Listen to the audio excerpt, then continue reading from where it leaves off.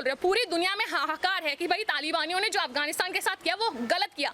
As आ human, as आ इंसानियत, आपके अंदर इतनी भी इंसानियत नहीं बची है कि आप गलत को गलत और सही को सही बोल सको। आपके, मुझे नहीं लगता कि आप एक एमएलए, आप एक सांसद, आप एक पार्टी के नेता भी होने लायक हो, क्योंकि आप देश को शर्मसार कर रहे हो ऐसे बयान देकर। आज वो देश का ह्यूमन राइट ऑर्गेनाइजेशन कहाँ है? सो कॉल ऑर्गेनाइजेशन कहाँ है? कहाँ गया इंटरनेशनल कोर्ट जो कि इस तरह की गुहार लगाता है?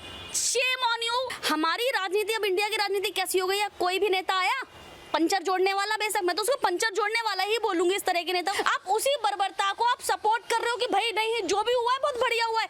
क्या बढ़िया हुआ है? एक सांसद तालिबान को सही ठहरा रहे हैं, ये कहाँ तक सही है? सर, पहली बात तो मैं आपके चैनल के माध्यम से जनता को यही बताना चाहूंगी, आप मुझे खुद बताइए ऐसा कौन सा नेता है जो कि इस टाइम जो तालिबानियों ने जो किया है और उसको सही बात कर रहा है। आप लोगों के चैनल के माध्यम से ही देखा है मैंने, जिसमें लड़कियों के बड़ी बर्बरता की जा रही है। इवन कोई जहाज अगर आ जाता है, कोई जेट अगर आ रहा है तो उसको रुकने भी नहीं दिया जा रहा, उस पर लोग चढ़ने के एकदम उतावले हैं।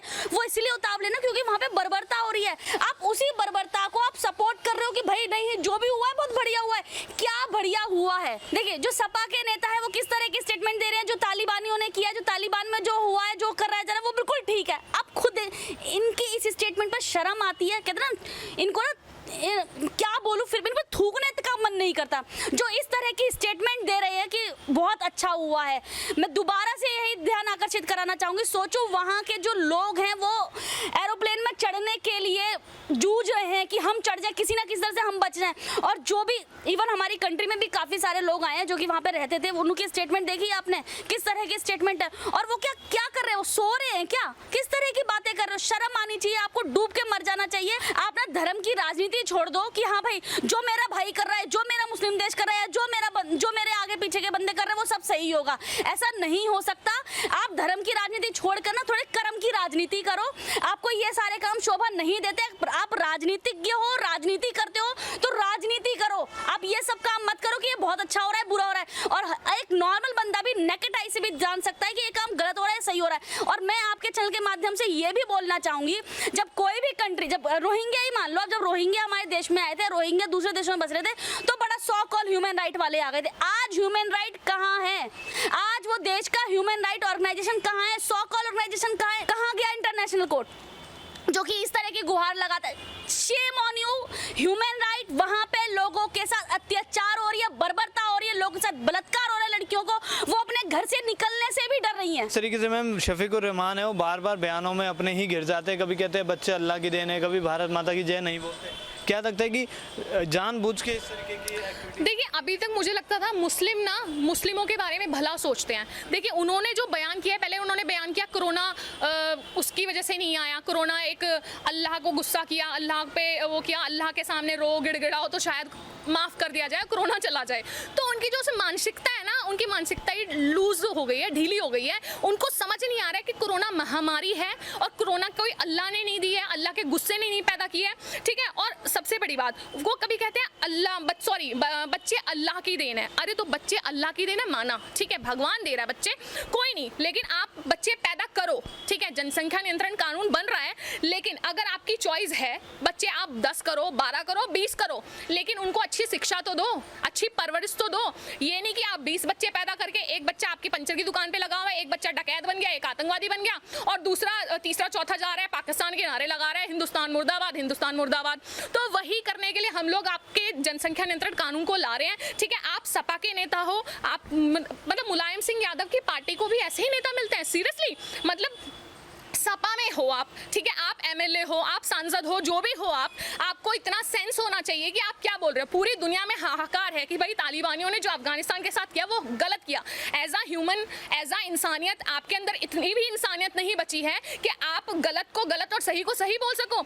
आपके, मुझे नहीं लगता कि आप एक एमएलए, आप एक सांसद, आप एक पार्टी के नेता भी होने लायक हो, क्योंकि आप देश को शर्मसार कर रहे हो ऐसे बयान देकर, ऐसे टाइम पे जहाँ पे अफगानिस्तान के साथ पूरे देश का शायद इमोशनल सपोर्ट हो या कैसा भी सपोर्ट बोल लो, जहाँ पे आप एक नेतागिरी, आप एक पॉलिटिशियन बनके आप एक राजनीतिज्ञ, राजनीति झाड़ रहे हैं। ये टॉपिक भी सीरियसली राजनीति करने का है आपका?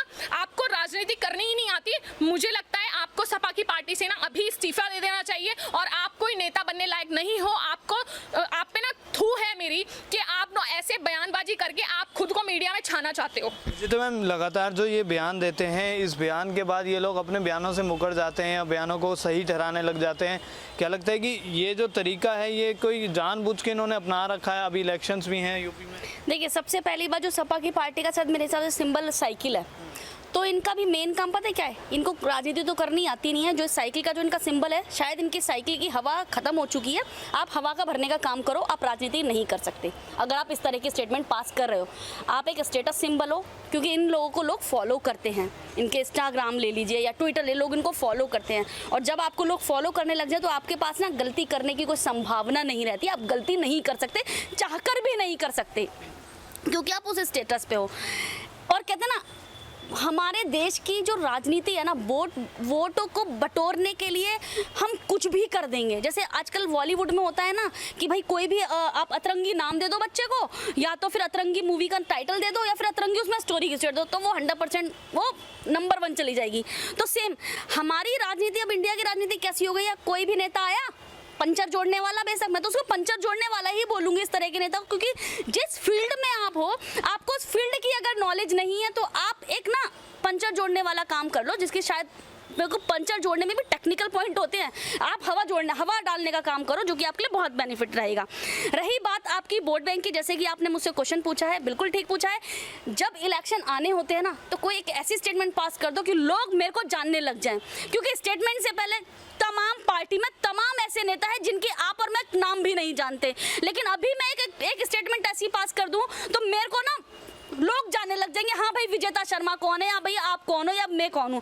तो भाई उनका मेन मकसद ये बन गया कि मैं एक ऐसी स्टेटमेंट पास कर दूं, चाहे वो बेशक गलती क्यों ना हो, चाहे वो बेशक उसका लोगों पे इम्पैक्ट कुछ और ना पड़ रहा हो, या उसे लोग किस तरह से अडॉप्ट करें। आप कुछ भी स्टेटमेंट पास कर दो और आपका क्या हो जाएगा, आपका वर्चस्व बढ़ जाएगा, सो कॉल वर्चस्व बढ़ जाएगा कुछ टाइम के लिए, और आपकी जो कहते हैं ना, जो आपकी पर्सनैलिटी है वो आपकी हाइप ले लेगी। शायद वोट बैंक ज़्यादा मिल जाए, उनके दिमाग में ये चल रहा है। तो मुझे लगता है जो उनके एडवाइज़र है ना, उनके एडवाइज़र ने उनको गलत सलाह दी है, क्योंकि लोगों को ये तो इनको ये चीज़ ना बोलनी आती है, ना वो स्टेज पे आके कुछ बोल सकते हैं, ना कुछ लोगों के लिए भला कर सकते हैं। तो जो उनके एडवाइज़र हैं, लगता है आप शायद कम सैलरी दे रहे हो, जो कि आपको इस तरह की एडवाइस दी जा रही है।